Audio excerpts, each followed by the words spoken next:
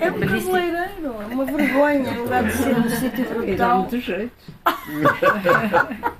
No, obrigada Graça per questa testimonianza para introdurre o universo di Eugenio, universo umano che si cruza com o universo literario, entra biografia e biografismo e depois disso acho passamos ao professor Antonio Oliveira, grande amigo, specialista di Eugenio e também depositario di un grande espolio, acho che Antonio Oliveira frequentou durante décadas. Eugenio foi amigo de Eugenio, acho que é a pessoa que melhor poderia ler e apresentar a poesia de Eugenio aqui essa noite. Obrigado.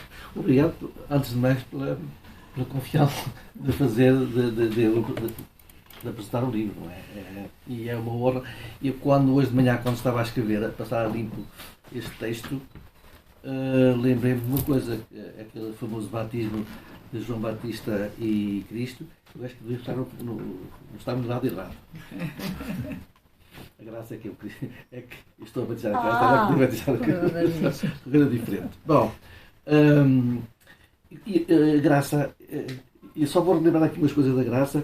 Nós somos os três que apresentámos aquela exposição famosa lá em cima do Zé Rodrigues. Sim, Exatamente. Depois há uma carta ao Dario Graça.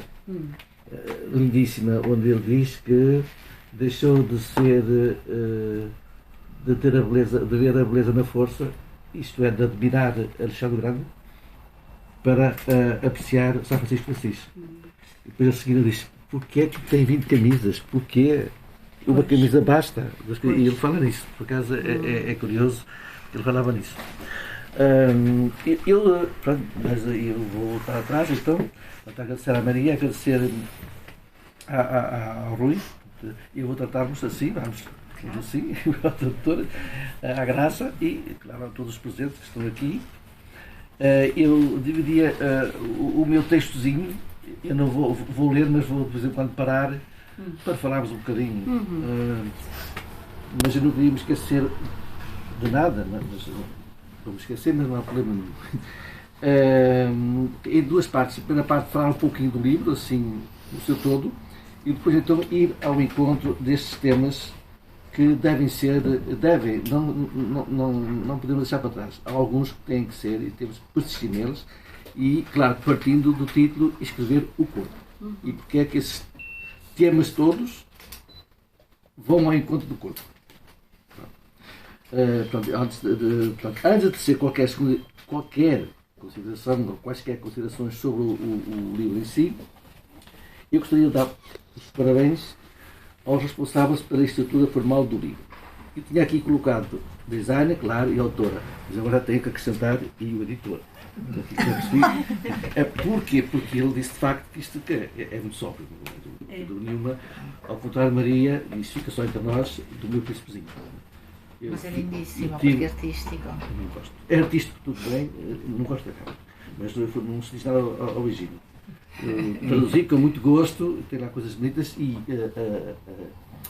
digamos, a rapariga que pintou aquilo, pintou com tem muita arte, não tenho isso em casa.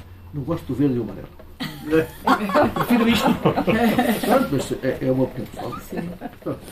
Um livro é sempre um objeto. Isto toda a gente já sabe, no sentido de uma substância viva. Antes de abrirmos o livro, vemos a imagem da capa, que nos cativou, e eu aprendi justamente isso com o Roland Barthes. Pode ser un leurre, portanto um rasteiro, um ogro, mas, de facto, o título chama muita atenção e a capa chama a atenção. É verdade. Tocámos a sua epiderma, já estamos a falar no corpo. Cheirámos a sua tinta fresca, com reminiscência ainda a madeira seca. Ouvimos o rumor das suas palavras e sentimos o sabor das histórias que ele narra silenciosamente. E, na verdade, este livro é uma peça detalhada com todo o gosto.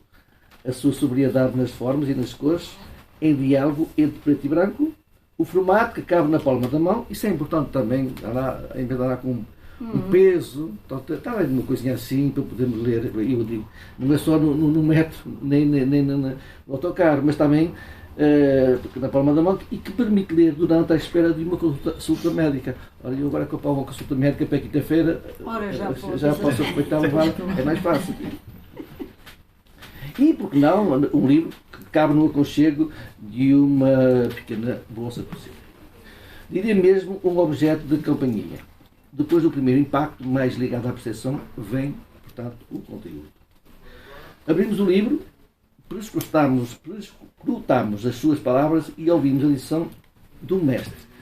Claro que é da mestre. Eu estava a pensar no Steiner, as lições do mestre. Eu ainda não sei bem se é a mestre, a poetisa, se não é. Eu estive a pesquisar aquilo, eu não gosto muito dessas coisas, mas portanto, se há poetisa, também pode ser a mestre. Maria Boquiquio, estudiosa da literatura há muito tempo, tem muita piada a graça de dizer que já conhece a Maria Boquiquio há 1000 anos, porque hoje Ana Andrade tem um texto que começa para o Zé Rodrigues, que conheço o Zé Rodrigues há 1000 anos. É curioso. Também conheço o Zé Rodrigues. Conheço o Zé Rodrigues. Eu acho que há mais de 1000 anos, há 1000 anos. Portanto, faz uma recepção da poesia janiana a partir do seu tesauros, aquilo que o Humberto Eco chama tesauros ou enciclopédia. Portanto, cada um tem a sua bagagem para poder partilhar com os outros leitores a sua experiência de leitura. A sua proposta de leitura serve ao mesmo tempo de trampolim e de abertura para quem tenciona abordar os versos de Eugênio, nem sempre perceptíveis à primeira leitura. De facto, algumas obras de Eugênio exigem mesmo uma leitura compartilhada.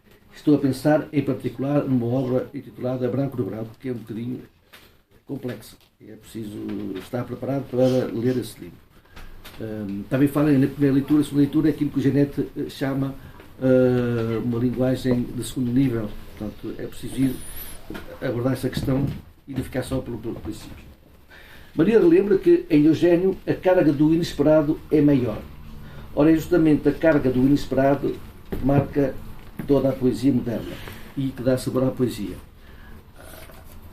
Quando vou apresentar alguns livros, sobretudo os livros do Egino, muita gente depois cá fora pergunta, mas não percebi bem, eu não percebo o livro, eu não percebo aquela poesia.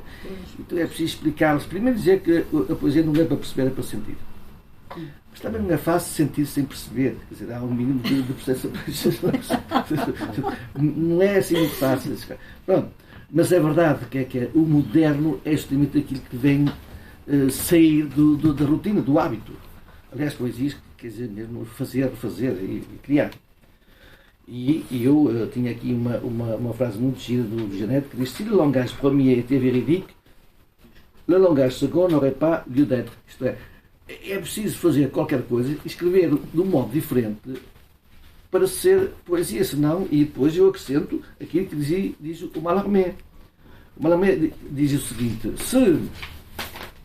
se as palavras representassem a imagem das coisas, toda a gente seria poeta e a poesia não existiria. Portanto, é preciso de vez em quando ser assim um bocadinho mais hermético, mais como é que eu diria isso? Inesperado, o insólito. Como a Bíblia, a poesia precisa de um acompanhamento porque os poemas são orações dirigidas a um Deus conhecido. Estive a ler o Steiner e, de facto, ele mostra que a Bíblia, ao fim e ao cabo, as orações, ao fim e ao cabo, são poemas que se dedicam a Deus, ponto final, portanto, é igual. E um dia se falava nisso, eu penso que foi em Lisboa, e acharam-se curioso de dizer isso, mas é verdade. A poesia, o poema e a oração nasceram do mesmo ramo. Igual. Desde a Pitonisa, desde os oráculos até à Bíblia, é igual. É um livrinho estruturado com apontamentos breves que utilizam um estilo académico sem ser técnico, o que permite uma abordagem de vários leitores com níveis de conhecimento diferentes em poesia e em literatura em geral. Voltando a Eco, cada leitor tem a sua competência pessoal, por isso cada um sente de um modo diferente. Lembra-se do Fernando Pessoa? Sentir, cita quem lê. O metatexto de Maria é intitulado Escrever o Corpo, e fiquei só por aqui, depois esta leitura, a leitura é o título, o subtítulo. É um texto informativo escrito numa linguagem prática, racional, denotativa, com a intenção de fornecer pistas ao leitor menos familiarizado à poesia eugeniana e, nesse sentido, ajuda a esclarecer algumas passagens mais nebulosas do texto poético, reconhecendo, todavia, que se trata de uma leitura arbitrária, como todas as propostas de leitura, naturalmente, mas que pode ser, sem dúvida, muito útil. Estou a repetir um bocadinho, mas acho que é bom tentar termos isto em conta. Este texto, com vertentes informativas, procura traduzir, está entre aspas, traduzir, o texto poético de Eugênio, cuja linguagem é simbólica, mítica e mágica, sendo que o seu objetivo principal não é o de dizer nem o de informar, mas deixar um halo de significações que envolva cada palavra. O texto de Eugênio faz dizer, o texto de Maria diz. Isto tem a ver um pouquinho com aquilo que também se propõe, me questionam quando falam em poesia, até os próprios alunos pediam explicações. O texto poético não diz, faz dizer, é o Miguel Lourenço que o diz, portanto, se faz dizer, está aqui o livro da Maria a dizer aquilo que o Eugênio fez dizer.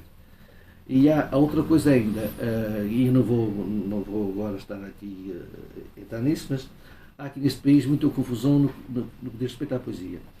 Há muita gente, desde dos responsáveis do Ministério da Educação até aos professores, que não sabem o que é poesia. Muitas vezes, poesia e prosa é absurdo, completamente absurdo. Poesia e não poesia, ponto final. E depois há prosa e verso. É simples.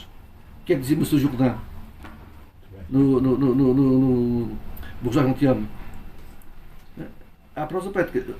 Tout ce qui n'est point prose é vers, tout ce qui n'est point vers é prose. E há duas maneiras de escrever. E daí chegarmos também ao famoso Schubert. Porque isto em francês, Schubert, tudo que é inglês, eu estou ainda bem no francês. Os alunos riam-se quando eu falava em Beatles, uma dama, eles riam-se. Há uma coisa chamada poema em prosa, que muita gente não sabe. E o Eugênio tem muitos poemas em prosa, lindíssimos. Tem prosa poética, que é outra coisa. E há versos, que não têm nada a ver com a poesia. Porque a poesia tem que ter qualquer coisa de mítico, dizia uma pessoa, que faça lembrar o médico. Portanto, é diferente. A poesia tem aquele halo de simbolismo, aquele halo da aproximação e não a informação. É comutativo, é por aí abaixo. Portanto, tudo que não é poesia, não é poesia. Há só a poesia e não a poesia. Escrever é um acto ontológico. Também vamos chegar nesta história da ontologia por causa do corpo. Pelo menos o Miguel Torga escreve isso no Diário 12. Quer isto dizer que o escritor, o poeta, escreve do homem para outro homem e sobre o homem, o seu corpo, a sua dignidade, a sua relação com os outros. E é através do corpo que eu existo, escreve o Eugênio, citando Merleau-Ponty. C'est pas mon corps que je comprends autrui. Só através do corpo nos podemos erguer à divindade que somos capazes, como refere Maria Boquico, citando Eugênio, e aquele famoso poema Carne e de Sentidos, que é o poema Carne de Amor, creio eu. Escrever o corpo. Portanto, agora passo para a segunda parte. Escrever o corpo é escrever a partir do corpo e sobre o corpo, seja ele vegetal, erótico, enamorado, musical e até social. São estes grandes temas que estão aqui focados. Há outro que depois veremos, que é esta história da relação com outras artes, muito interessante, e esta história também do pseudónimo, que é mais uma curiosidade, propriamente uma coisa mais séria. Porque toda a escrita é ontológica e escreve com a palavra esperma, palavra-esperma, gestação do corpo e por isso gestação do poema. Eu cito Eugênio, o cálido esperma das palavras. Também está aqui. Eu cito na página 282 da poesia. A linguagem poética é uma linguagem de tal forma anatómica que as palavras se corporizam em órgãos. As vogais surgem úmidas, jovens, brancas. Estou a citar Eugênio. A palavra produz esperma. As sílabas estão prenhas de silêncio. Para o poeta, a língua só é língua através do corpo. E eu cito o Eugênio. A palavra é um rio que me corre pelo corpo. Eu continuo agora também a escrever o corpo, a partir do título que está aqui. A poesia do Eugênio nasce do laço erótico, talvez carnal, entre o corpo e a linguagem, porque o corpo é sede e razão de prazer. Digo corpo, diz o Eugênio, quando os outros dizem espírito. Eu tenho horror à palavra alma. Ainda aceito a palavra espírito, mas alma não. Carne e palavra são a mesma coisa. E Maria explica muito bem esta relação que pode parecer ambígua e inusitada. Nestes fragmentos de leitura, Maria apresenta os temas mais frequentes da poesia joniana que, como podemos ver, nascem de um só tronco, que é o corpo, para desabrochar em vários ramos. E eu abordo novamente esses temas. A questão social, a construção poética, a música, o lugar do lume, a expressão do desejo, a dignidade humana, entre outros. Tudo isto tem sentido se recorrermos aos sentidos, sendo que o corpo é na casa de todos os sentidos, como a palavra é na casa do ser. Estou agora a citar Heidegger. Vamos um a um. Tem 3, trouxe 3 ou 4. Eugênio é o poeta da palavra, mas uma palavra que é a própria. Isto tem a ver com os fragmentos da Maria que ela tem aqui, 1, 2, 3 abaixo, os títulos, e eu escolhi alguns. Eugênio é o poeta da palavra, mas uma palavra que é o próprio corpo. Escrever o corpo é escrever a própria natureza. E ele diz, num texto sobre o Porto, num texto em prosa, o Porto é só uma pequena praça onde há tantos anos aprende metodicamente a ser árvore. E também mais adiante, na poesia, enquanto escrevo, diz Eugênio, uma árvore começou a penetrar-me lentamente na mão direita. Por acaso esta imagem é muito engraçada, porque é verdade que uma árvore começou a penetrar-me, mas a mão direita e depois da mão esquerda sai outra coisa. Portanto, eu falava na tradução como uma sangue, quando temos que tomar sangue pelos outros, uma transfusão. E quando falava na tradução, na semana passada, uma tradução é mais ou menos isso, uma transfusão. E o sangue de um lado depois sai do outro, sai diferente já. Até a transfusão. E aqui é a mesma coisa, há uma árvore que entra e há a seiva que sai para o papel do outro lado.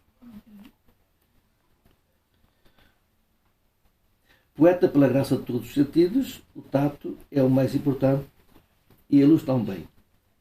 Eu só aqui que já tenho uma coisa. Estamos de acordo com o tato, com os sentidos, de facto, e é ele mesmo que diz que o tato é mais importante. Há um livro que é O Amigo Mais Íntimo do Sol, que é uma espécie mais uma fotografia, de Luís Miguel Nava e Ângelo Crespo, e eu sempre não, depois de estudar bem Eugênio Fundo, acho que não, e o Dorio até concorda comigo, o Dorio tem um texto sobre isso, e diz que o Eugênio é o amigo mais íntimo da luz, e não do sol, é da luz. E eu acho que sim, depois de trabalhar essa coisa toda, penso que é o amigo mais íntimo da luz e não do sol. Em 2, portanto, vamos agora falar da palavra preocupada, aquela palavra de compromisso, ação social, denúncia, porque eu vi algumas vezes com o Eugênio, ele foi à minha escola e ele revoltava-se muito. Portanto, essa história de dizer que era mal encarado, que era. Não era. Era preciso ser amigo dele, era se perceber e estar com ele. Eu vi passado, eu vi muito complicado e eu não tinha toda a culpa. Se nós fôssemos ao encontro, porque ele diz-me, eu sou bruto e revolto-me contra as injustiças. E há textos muito bonitos também em prosa sobre a fome de uns, sobre as crianças. E ele diz que, de facto, não é possível haver um Deus que deixe morrer crianças assim, ponto final. E eu estava aqui no sentido ontológico da palavra preocupado, Eugênio, preocupado, a palavra preocupada, e preocupado com o corpo, mas também com os corpos. Sempre foi a luta do poeta, corpo a corpo, com a palavra e a palavra sobre o corpo. Ser implica compromisso, uma depuração muito exigente ligada ao mundo da carne e dos sentidos, pretendendo reconciliar o homem com a natureza. Esta é o que está aqui, estou a traduzir num ponto, num fragmento do texto da Maria. A linguagem da expressão social também passa pelo corpo. Por um lado, pela miséria de uns e o esbanjamento de outros. O maltrato das crianças,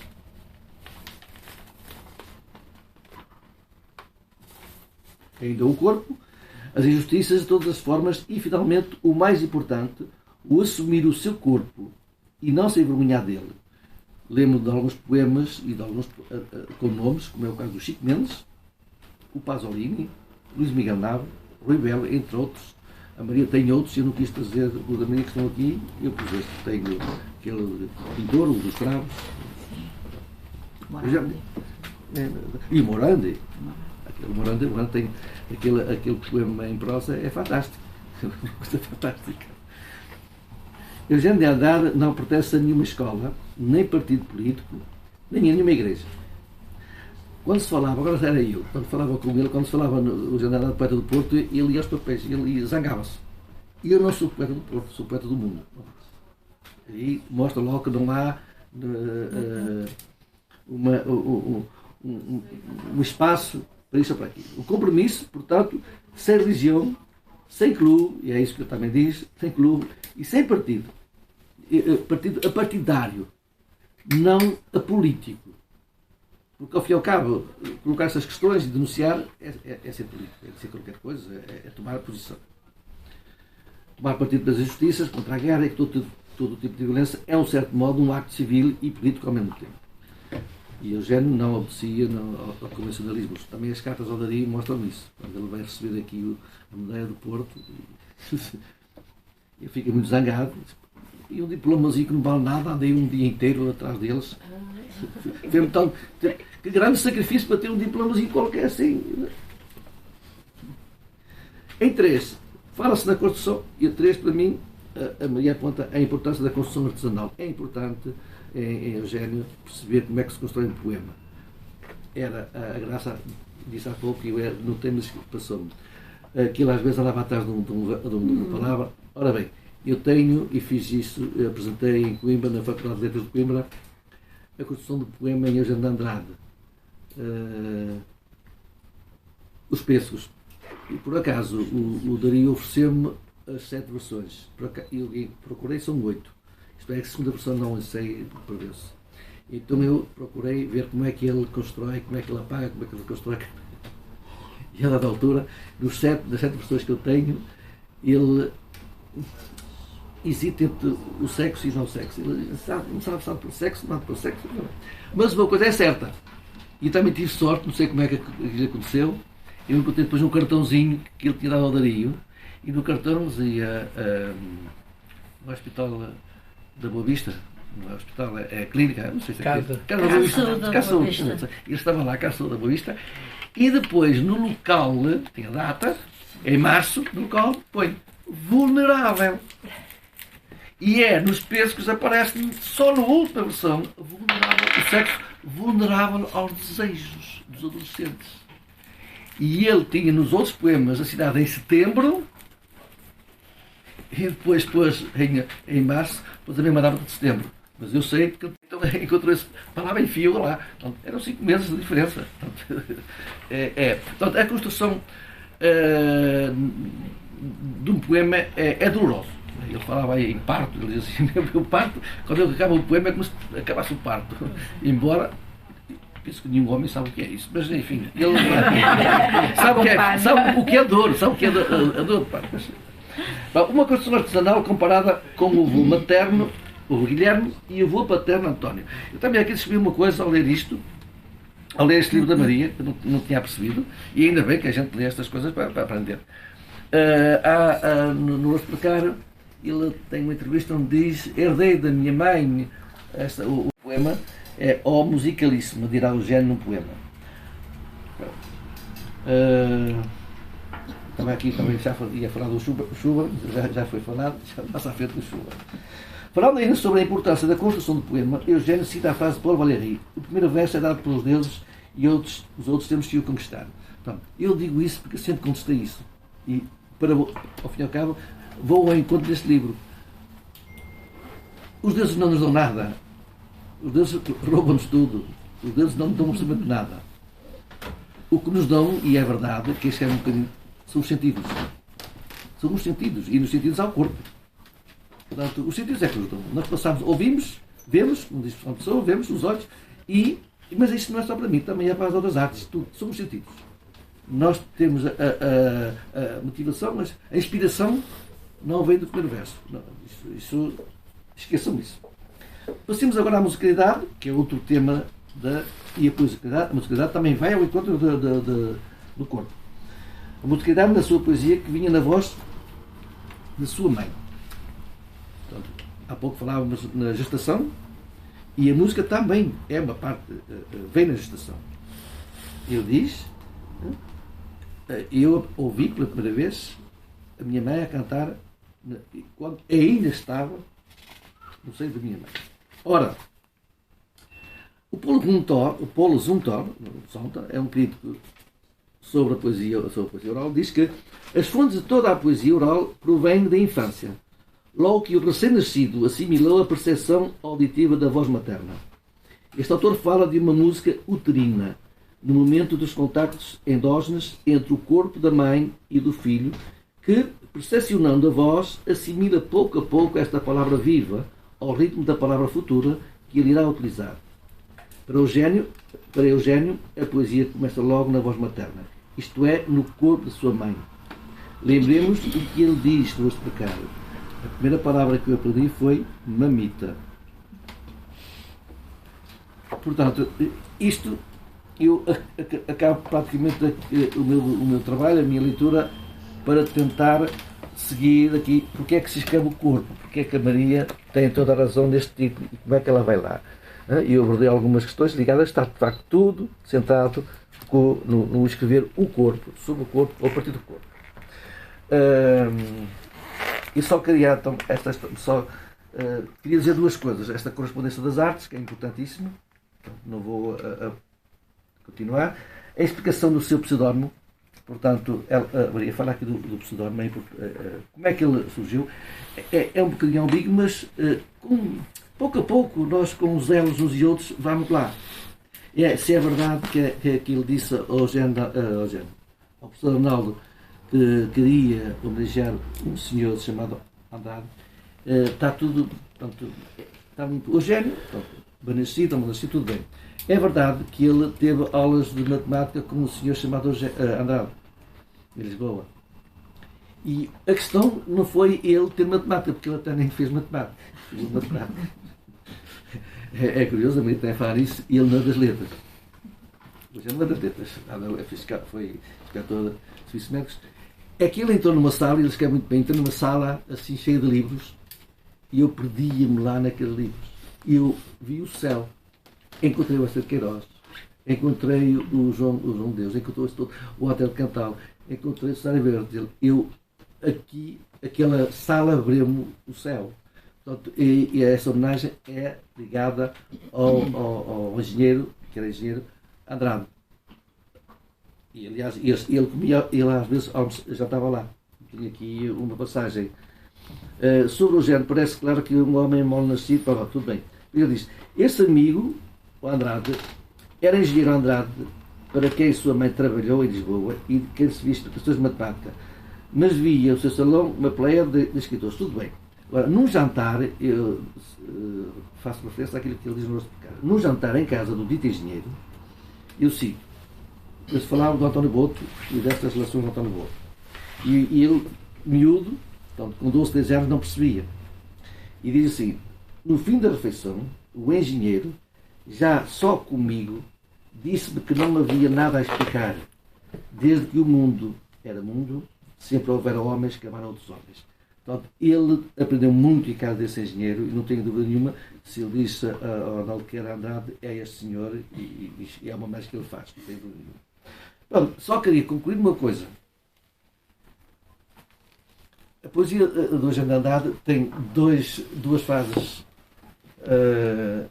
muito diferentes e fundamentais. Eu vou dizer isso, depois temos que procurar. O Eugênio escreveu de um modo até 1987. Isto é, há uma poesia do Eugênio Andrade antes do Dario e outra poesia depois do Dario. Isto é, depois do Dario de 1987, a poesia é muito mais passional, é muito mais forte. Se ele nunca escreveu assim um verso amoroso para uma mulher, todos os versos praticamente são todos amorosos, são todos uma paixão profunda, e não tenho dúvida nenhuma que há. Aparece um poema ou outro, claro, diferente, mas ele via a poesia de um modo diferente. Eu que conheci essas coisas todas e que li as cartas, penso que, lendo bem, vê-se uma diferença da outra, mas também nos interessa muito para aqui. Obrigado.